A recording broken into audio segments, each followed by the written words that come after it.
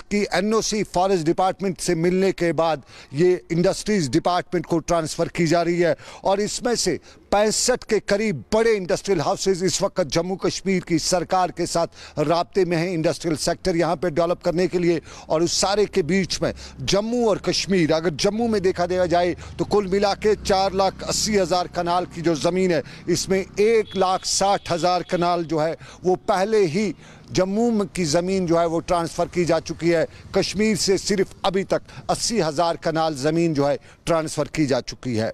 और ये सारा मामला ज़मीन का और ज़मीन के इसी मामले पर ज़मीन पर वाविला भी जारी है। श्रीनगर से लेके जम्मू तक कुछ सियासी जमातें इसके पक्ष में यानी इसके फेवर में, कुछ इसके ख़िलाफ़ हैं और श्रीनगर या यूँ कहीं कश्मीर वादी में तो बड़ी तादाद इसके ख़िलाफ़ है। सियासी जमातों की सियासत भी इसी के आसपास घूम रही है और सियासी जमातों में नेशनल कॉन्फ्रेंस हो, पीडीपी हो या दूसरी जमातें हैं, सब इसको लेके सवालात उठा रही है। और peoples alliance for Gupkar declaration ने तो बाज़ाब्ता तौर पे सरकार के एक बयान को, कल के बयान को आज झूठ का पलंदा भी करार दिया। और महबूबा मुफ्ती के तेवर तो बड़े तेज़ ही थे। महबूबा मुफ्ती ने श्रीनगर में पार्टी वर्करों की जो मीटिंग की और उसके बाद जब मीडिया से बात की तो सवाल महबूबा मुफ्ती का वही था, तेवर भी तेज़ थे, सवाल भी वही था। और ये भी कहा था कि कश्मीर, ये भी कहा महबूबा मुफ्ती ने कि बहुत से सैलाब आए हैं और इन सैलाबों में से अब ये एक बड़ा सैलाब है और इसका मुकाबला कश्मीर की आवाम को करना है, महबूबा मुफ्ती के बकौल।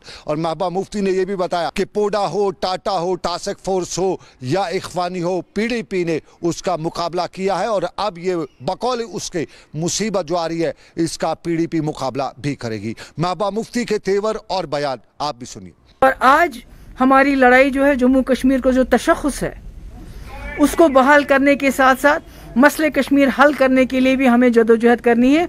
और इसमें मैं आगे आगे और मेरे पीछे पीछे जो मेरे ये जो बच्चे हैं, जो हमारे नौजवान हैं, ये मेरे साथ हैं और इनकी जो मुस्तकबिल है, जो आने वाला वक्त है, हमने तो बहुत ज़िंदगी गुजार ली मगर आने वाला वक्त इनका और इनके बच्चों के मुस्तकबिल का सवाल है। और उस मुस्तकबिल की जो है रखवाली करने के लिए हम किसी हद तक भी जा सकते हैं। हमारे हमसाया मुल्क, चाहे पाकिस्तान हो, चाहे दूसरी तरफ हमारा मुल्क, हमारे मुल्क के साथ जहां अभी चीन ने LAC के ऊपर काफ़ी उन्होंने उस पर कर रहे हैं, वहां से अंदर आ रहे हैं। तो मैं समझती हूँ जो मुफ्ती साहब का असली ख्वाब था कि जम्मू कश्मीर को हिंदुस्तान और हमसाया मुल्कों के बीच में जम्मू कश्मीर को एक पुल बनाना होगा। मुझे लगता है आखिरकार मरकजी सरकार को वही फार्मूला अपनाना पड़ेगा। आपकी क्या राय है? नहीं, मैंने कहा उसमें तो जो बात करते हैं हम इकट्ठे करते हैं। नहीं, कल गवर्नमेंट ने एक एक्सप्लेनेशन दे दी। वो ये कह रहे थे, रोहित कंसल ने कल कहा कि वो ऑब्सलीट हो गए थे। वो बिल्कुल गलत है। रोहित कंसल साहब को मालूम होना चाहिए जम्मू कश्मीर एक पहली रियासत है जिसने यहाँ पर लैंड टू टिलर यानी काश्तकार को ज़मीन मिलनी चाहिए। हमारे जो लॉज जितने भी रहे हैं बहुत ही इमेंसिपेटेड रहे हैं, बहुत ही पीपल फ्रेंडली रहे हैं और जो भी किया है लोगों से पूछ के किया गया है। जम्मू कश्मीर में पहली बार जम्मू कश्मीर पे ऊपर ऐसे कानून थोपे जा रहे हैं जो जम्मू कश्मीर के लोगों के बुनियाद के वजूद के खिलाफ हैं और इसको हम बर्दाश्त नहीं करेंगे। माहौल है इलेक्शंस का, अगर BDC की भी बात करेंगे ओवरऑल। देखिए, मैंने ये कहा कि इलेक्शन मेरे लिए प्रायोरिटी नहीं है। इलेक्शन आते रहेंगे, जाते रहेंगे, election is no priority. Mehbooba Mufti का बयान मसले कश्मीर का हल और जम्मू कश्मीर का तशख़्ख़ुस और उसका मुकाबला करने के लिए महबूबा मुफ्ती ने बताया कि उनकी जमात, वो उनके जवान सब एक साथ निकल पड़ेंगे। लेकिन यहाँ पे दूसरे लीडरान भी, नेशनल कॉन्फ्रेंस के मोहम्मद अकबर लोन भी अपने तेज़ तर्रार बयानात के लिए काफ़ी जाने और माने जाते हैं। और मोहम्मद अकबर लोन पार्लियामेंट से लेके जम्मू कश्मीर तक आवाम की जब नुमाइंदगी करते हुए ज़मीन के मामले पर बात करें तो ज़मीन पे खड़ा रहते हुए मोहम्मद अकबर लोन ये भी बता रहे हैं कि अब की बार आर या पार हो ही जाएगा। यहाँ ये डेवलपमेंट करना और दूसरी तीसरी चीज़ें ये करना, ये हमारे लिए बेमाने हैं। हमारा बेसिक मकसद जो है, हमारा जो असली मकसद जो है वो है यहाँ के लोगों को जो हमने हिंदुस्तान के साथ इलाहा किया है, उस इलाहा के दायरे में हम ये ज़मीन न किसी को फ़रोख्त कर सकते हैं, न कोई हमसे खरीद सकता है। और इसके साथ ही अगर कोई ये जो तरक्की की बात करते हैं तो हमें उससे कोई मतलब ही नहीं है। हम तो अपने टांगों पर खुद इंशाल्लाह खड़ा है। और आप देख लीजिएगा दीगर रियासतों में, हिंदुस्तान की दीगर रियासतों के मुकाबले में हमारी रियासत अच्छी खासी पोजीशन में है। तो हमें कोई ऐसी परेशानी नहीं है कि हम ये हिंदुस्तान वाले कहेंगे कि हम इनको ये चीज़ें देंगे, वो चीज़ें देंगे, उससे हमारा मतलब नहीं है। हमारा बेसिक एक ही चीज़ है, वो ये है कि यहाँ जो लोगों को मिलना चाहिए, जो लोग चाहते हैं वो हमें मिलना चाहिए, जिस पे ऊपर हमने हिंदुस्तान के साथ इलाहा किया है। मोहम्मद अकबर लोन आर पार की बात कर रहे हैं, लेकिन इस सारे के बीच में हकीम यासीन भी अपनी हिकमत चला रहे हैं और हिकमत से ही कश्मीर के मामला और ज़मीन के मसले को उजागर करते हुए बताना चाहते हैं कि कश्मीर से लेकर जम्मू तक सरकार की इस बयान पर या सरकार के इस फैसले पर आम लोगों में नाखुशी है और जिस मामले में आम लोगों की नाखुशी हो वो सरकार को नहीं करना चाहिए। एक महाराजा हरी सिंह ने इस अपने टेनेवर में, अपने ज़माने में इस सारी ज़मीन का जायज़ा लेकर एक स्टेट सब्जेक्ट और दूसरा इसके तहफ़्फ़ुज़ात उसने मुकम्मल किए थे। उन्होंने उसी को बिगाड़ा और आज कह रहे हैं कि ये फरसुदा कवानीन थे। क्या 70 साल किसी सरकार को देखने में नहीं आया कि ये फरसुदा कवानीन है? यहाँ हमें NHPC का मामला हल नहीं हो रहा है। जो कई सरकारों ने कहा कि हम पावर प्रोजेक्ट्स वापस, उसमें भी यही गलती हुई। लिहाजा इनको चाहिए कि इसकी पूरी वजाहत करे और लोगों को एतमाद मिले और सबसे पहले ये हमारे स्टेट सब्जेक्ट को रेस्टोर करे। ये इनको चाहिए था कि ये सारे मामलात एक मुंतखब सरकार पर छोड़े। जब पॉपुलर सरकार बने, इलेक्टेड गवर्नमेंट बने, वही इन चीज़ों का दूररस नताइज के बारे में सोच सकते हैं कि इंडस्ट्री कैसे लानी है, किस तरह लानी है, ज़मीन का इस्तेमाल कैसा करना है। ज़मीन महदूद है हमारे स्टेट की, पहले ही श्रिंक हो चुकी है, क्योंकि उसका मिसयूज़ इस लिहाज से सरकार ही जिम्मेदार है उसकी कि पैडी लैंड जो हमारी थी कहाँ है आज? आप बड़गाम की तरफ जाए, नारबल की तरफ जाए, नेशनल हाईवे की तरफ जाए, जितनी भी हमारी पैडी लैंड थी सारी कन्वर्ट हुई है इस हाउसिंग कॉलोनियों में। तो उसका क्या इन्होंने क्या कानून उसके खिलाफ नहीं था पहले? जमीन के मामले पर शहर में बहस भी है। शहर के गली नुक्कड़ से लेके हर गली कूचे में पूछा यही जा रहा है कि आखिर क्या वजूहात हैं जो इस तरह के मामलात खड़े किए जा रहे हैं। 370 गया, 35 गया, लेकिन उसके बाद ज़मीन के ट्रांसफ़र का मामला ये भी बताते हुए बताया जा रहा है कि ये नई इंडस्ट्रियल पॉलिसी जम्मू कश्मीर की कौन सा नया इनकलाब लाएगी। बताया यही जाता है कि कश्मीर टेल एंड पे है और यहाँ इंडस्ट्री तो पनप ही नहीं सकती है। उस स्टेट में, उस जगह पे, उस रियासत में इंडस्ट्री क्या पनपेगी जहाँ बिजली का शेड्यूल आज ही से शुरू हो चुका है और वहाँ पे जबकि इंडस्ट्री के लिए सबसे इंपॉर्टेंस बिजली की होती है। और जब टेल एंड पे कोई चीज़ हो तो वहाँ जो प्रोडक्ट बनाया जाएगा इंडस्ट्री में, तो उस प्रोडक्ट की जब कीमत मार्केट में होगी तो टैक्स से लेके किराया बाकी दूसरी चढ़ा के जब वो प्रोडक्ट मार्केट में आएगा, फिनिश्ड प्रोडक्ट, तो साफ जाहिर है कीमतें बाजार से ज़्यादा होंगी। तो महंगे दामों कौन उस कंपनी के, उस फैक्ट्री के प्रोडक्ट को ख़रीदेगा। ये शहर में नई इंडस्ट्रियल पॉलिसी जो सरकार ये भी बता रही है कि इस साल के आखिर तक आने वाली है, उस पर सवाल उठाते हुए बता रहे हैं कि जम्मू कश्मीर तो अपने माहौलियात के लिए दुनिया में मशहूर है।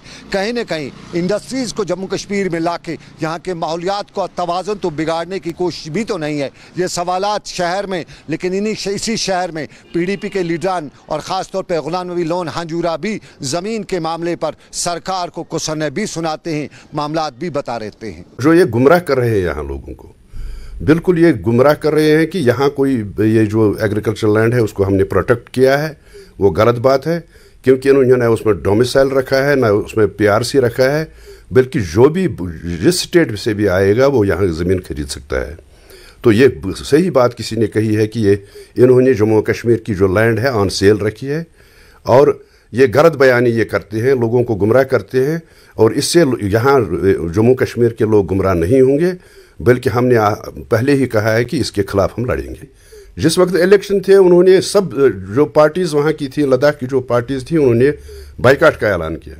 जब बाइकाट का ऐलान किया तब इन्होंने उनको बुलाया, चार्टर्ड फ्लाइट उनके लिए भेजी, वहाँ दिल्ली में उनको लाया।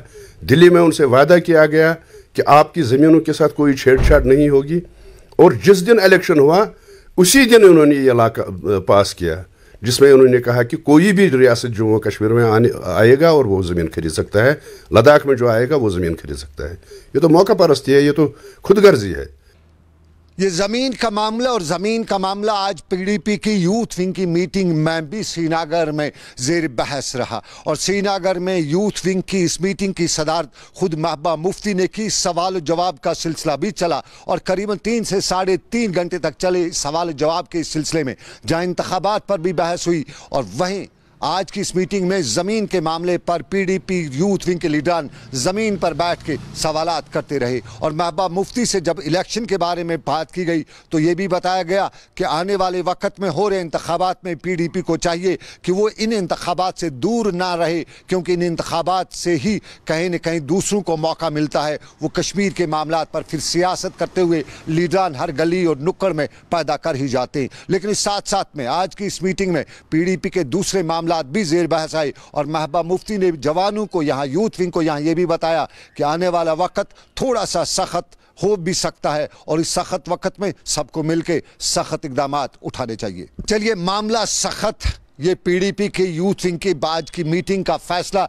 लेकिन इसी सख्त मामले में एक और सख्त मामला जम्मू कश्मीर में है जिसे हम मंशियात कहते हैं और ये मंशियात हमारी नई नस्ल को तबाह करने के लिए काफ़ी हैं। जम्मू कश्मीर पुलिस अक्सर क्या बार बार इन मंशियात के खिलाफ मुहिमें भी चलाती रही है, मुकाबला भी करती रही है और एक नए मुकाबले में मेंढर में पुलिस ने मंशियात की एक बारी खपत को जब्त भी किया है। बताया जाता है कि 4 किलोग्राम मंशियात, अंदाज़ा जिसके बारे में लगाया जाता है कि ये हीरोइन हो सकती है, उसको पुलिस ने मेंढर में गिरफ्तार जब्त किया है। और एसएसपी पुंछ ने बताया है कि फौज और पुलिस की एक मुश्तरका पार्टी ने दरगुलान मेंढर इलाके में तलाशी ऑपरेशन के दौरान कुछ ऐसी चीजें बरामद की हैं जिन पे शक है कि ये हीरोइन है और अब फॉरेंसिक टेस्ट के बाद ही पता चलेगा कि ये हीरोइन है ये क्या है। लेकिन इब्तदाई तौर पे मंशियात ही हुए मालूम हो गई है और ये भी पुलिस का दावा है कि ये मंशियात की जो खपत है लाइन ऑफ कंट्रोल के उस तरफ से यहाँ लाई जा रही थी और पुलिस ने बताया कि ये चौथा वाक़ा है जो इस तरह बड़े पैमाने पर लाइन ऑफ कंट्रोल के उस तरफ से मंशियात की खपत इधर समंगल की जा रही थी। लेकिन पुलिस और फौज ने बरवकत कार्रवाई करते हुए इस बदनुमा दाग को पहले से ही दब्बे को मिटा दिया। पुलिस मेंढर को एक स्पेसिफिक इंफॉर्मेशन मिली कि ड्रोनों से कुछ लोग जो ट्रांसपोर्ट करने वाले हैं नारकोटिक्स, तो उसी सिलसिले में गवर्नमेंट डिग्री कॉलेज मेंढर के पास एक नाका लगाया जिसमें 37 RRB थी और SOG मेंढर भी। ड्यूरिंग नाका एक आदमी को इंटरसेप्ट हमने किया तो उसकी जब सर्च की गई तो 3 किलो के अंदाज़न 3 पैकेट उसके पोसेशन से निकाले जो नारकोटिक लाइक सब्सटेंसेस लग रहे थे। उसमें पुलिस स्टेशन मेंढर में FIR दिया गया है और उसकी इन्वेस्टिगेशन, फर्दर इन्वेस्टिगेशन चल रही है। बदनुमा दब्बा मंशियात का है और पुलिस की बेहतर कार्रवाई। मेंढर पुलिस ने कार्रवाई करते हुए 4 किलोग्राम के करीब हीरोइन जैसी कोई शय बरामद की है, जब्त की है। लेकिन मामलात कुछ और भी हैं। मधुबन तो आपने सुना होगा, मधुबन बिहार का इलाका है, खूबसूरत है, लेकिन आज मधुबन में कश्मीर की खूबसूरती ना दिखाई दी हो, लेकिन कुछ हालात वाक़ात कश्मीर जैसे भी मधुबन में आज दिखाई दिए। नीतीश कुमार वहाँ के चीफ मिनिस्टर रह चुके हैं, बीजेपी की पुष्पनाई पर लगातार सरकार करते रहे, लेकिन अवाम में गम गुस्से का सैलाब खूब दिखाई दे रहा है और आज भी गम गुस्से का सैलाब इस तरह दिखाई दिया, यूं लग रहा था कश्मीर का कोई इलाका हो जहां पत्थर भी चल रहे थे, टमाटर भी चल रहे थे और चीफ मिनिस्टर नीतीश कुमार पर पत्थर भी चलाए गए, पत्थरों के बाद टमाटर चलाए गए और फिर प्याज के छलके भी फेंके गए। यूं नीतीश कुमार का पत्ता जो वहां पे है गिरता हुआ, सूखता हुआ, जो पहले से ही नजर आ रहा है, माना जा रहा है कि वहां पे तेजस्वी ने नीतीश कुमार को चारू शानी चित करने के लिए जो सियासत चली है, उसी सियासत में आज गम गुस्से की लहर भी देखी जा रही थी और आज वहां पे खूब पत्थर भी चले, टमाटर भी चले, प्याज भी चले, कहते हैं कि कुछ अंडे भी चले हैं। हो जाएगा, रोजगार का कितना अवसर पैदा होगा, हमने बता दिया किसी को मजबूरी में बिहार के बाहर जाना नहीं पड़ेगा और बिहार में लोगों के लिए पैदा होगा। और आज जो बोलता रहता है सरकारी नौकरी, नीतीश कुमार बिहार के चीफ मिनिस्टर हैं और मधुबन बिहार का इलाका है। आज का वाक़ा और बिहार की सियासत के आने वाले दिनों पर असरअंदाज तो ज़रूर होगा, लेकिन कश्मीर में अक्सर लोग कहते हैं कि बिहार में क्राइम का ग्राफ बहुत ज़्यादा है। उसकी कुछ मिसालें भी दी जाती हैं और हाथरस तो दिल्ली के नज़दीक है, लेकिन हाथरस जैसा वाक़ा भी बताया जाता है कि अब कश्मीर में होना शुरू हो चुका है। पानवा कुलगाम का इलाका है और पानवा कुलगाम में एक वाक़ा जिसने सबको हिला के रखा है। हाथरस जैसा ही मामला बताया जाता है और आज वहाँ पे लोग पानवा कुलगाम में लोग मुजाहरा कर रहे थे, बता रहे थे कि हाथरस जैसा वाक़ा और पानवा कुलगाम में जो पेश आया है उस वाक़े पर सरकार के तौर पे सख्त कार्रवाई की ज़रूरत है, पुलिस के तौर पर सख्त इक़दामात की ज़रूरत है। याद दिलाना चाहेंगे, बताया जाता है कि पानवा कुलगाम में हाथरस जैसा गैंग रेप का मामला आया है और इस मामले में जो बच्ची जिस पे ये सारी कोशिश की गई है वो बुरी तरह कोमा में चली गई है और श्रीनगर के सिकमस के अस्पताल में ज़ेर इलाज है और पुलिस यहाँ पे दबाव बनाते हुए बताया जा रहा था कि इस मामले में तहकीकात हो और जो भी इसमें मुलविस हो उससे सख्त से सख्त सज़ा मिलनी चाहिए। कुछ दरिंद सिफत नौजवानों ने इस पर जानलेवा हमला किया, रेप करने की कोशिश की, मगर मैं इसकी अजमत को सलाम करता हूँ कि इसने वो करने नहीं दिया और अपना जान निछावर किया। वो आज सोरा इंस्टीट्यूट में मौत और हयात की कश्मकश में मुब्तला है, अभी कोमा में है वो, मगर मैं स्टेट एडमिनिस्ट्रेशन से और डिस्ट्रिक्ट एडमिनिस्ट्रेशन से सवाल या निशान है उन पर कि वो यहाँ तक नहीं आए। तीन दिन गुजरे, 3 दिन के बाद आज DSP साहब, SHO साहब हमारे पास आए, मैं इनको सलाम करता हूँ। और चलिए, अवामी मसाइल में बिजली, पानी, सड़क तो बुनियादी मामला थे और उनमें बिजली तो दगा देना शुरू कर चुकी है। आती है, जाती है, घड़ी की सुई की तरह टिक टिक करती रहती है। बिजली के ट्रांसफार्मर ख़राब होते जा रहे हैं और अक्सर जगहों से शिकायतें आ रही हैं कि बिजली अब हाई बिजली या तौबा हाई बिजली करने का लोगों में अब शुरू हो चुका है। लेकिन पानी का मामला तो सारे साल जारी रहा और फिर भी पानी के मामले पर रियासत के पानी यानी जल शक्ति डिपार्टमेंट को पानी भी होना पड़ा, फिर भी पानी नहीं आ सका। और श्रीनगर से लेकर वादी कश्मीर के दूसरे इलाकों से लगातार लोगों की आज भी यही दुहाई रहती है कि कहाँ गया वो पानी जिसके लिए कश्मीर मशहूर दुनिया भर में है। वो पीने का साफ पानी लोगों को क्यों नहीं मिल रहा है। हबक शानपुरा फिशरमैन कॉलोनी के लोग भी पानी करते हुए जल शक्ति डिपार्टमेंट यानी PHE डिपार्टमेंट को आज पानी यानी शर्मिंदा कर रहे थे और बता रहे थे कि इलाके के लोगों को पीने का साफ पानी मुहैया नहीं है और अदम दस्तयाबी जो पानी पीने की हो रही है उसकी वजह से उन्हें आलूदा पानी पीने पर मजबूर होना पड़ रहा है। और साफ जाहिर है, जब आलूदा पानी पिया जाएगा तो गुर्दे ख़राब होंगे और कई बीमारियां सर चढ़ कर बोलेंगी और जब बीमारियां होंगी तो हमारा हेल्थ डिपार्टमेंट साफ जाहिर है उस तरह का है नहीं कि इन बीमारियों का मुकाबला कर सके। और यहाँ पर भी बताया जा रहा था कि आखिर कब सुधरेगा हमारा PHE डिपार्टमेंट, कब लोगों को बुनियादी सहूलियात में से पीने का साफ पानी मुहैया करवा पाएगा। बराबर ये सफर तुलान 3 वरी यम जन फील्ड अफसर यप तिमन तोन यार तुम अगर फीस पर्चे त्रावान अन आब यह कोता बेशर्मी गवर्नमेंटस खतर बेशर्मी यम सान जन नेरन सड़कन पे बेचन हंद पे मुसाफिर हंद पे तब सड़क पे ये बेचान इन नार दिवान आब कह सुबह वोथान सान मज बे सिटी मज बे सिटी ये नाव सिटी ये जन सिटी मज मुलाजिम 12 पार ड्यूटी कह या नुछा 12 पार 24 घंटे मगर कुन सात अगर हाई खुदा खुश दिन नजरा सो बिजली महकम क्या क्या सफर तुलान क्या पावर जालान 15 रपियन दान पावर जाला जालान 15 रपियन दान अगर नल तो फीस खसान यह पन रुपये पन फीस यह पन रुपये पावर जालान आब जालान यह पन रुपये ये शहर का इलाका, शहर में पीने के पानी की किल्लत, लेकिन दूर दराज के इलाके में भी जल शक्ति डिपार्टमेंट पर दूध का दूल्हा नहीं है, वहाँ पर भी यही हाल है। वेसू काजीगुंड का इलाका है, काजीगुंड के इलाके से ही दरियाई जहलम बहता है और दरियाई जहलम का मंबा भी इसी एरिया में पड़ता है, लेकिन वहाँ वेसू के लोग भी पानी की बूंद बूंद को बकौल उनके तरस रहे हैं और जल शक्ति डिपार्टमेंट यानी PHE डिपार्टमेंट पर सवालात उठाते हुए बता रहे हैं कि शहर में PHE डिपार्टमेंट फेल है तो वह यहाँ पास नहीं है।